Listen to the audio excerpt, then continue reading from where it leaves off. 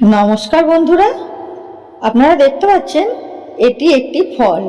এর নাম হচ্ছে পার্সেমন।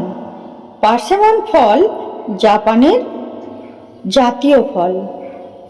এটির কোনো বীজ নেই, একদম নিরেট।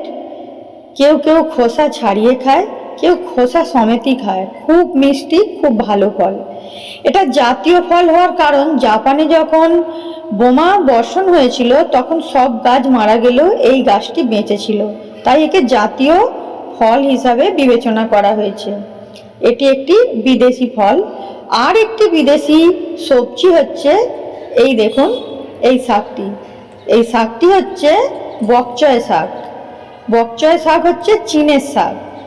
এই শাকটি চীন দেশ থেকে এখন পৃথিবীর সর্বত্রই গেছে ছড়িয়ে।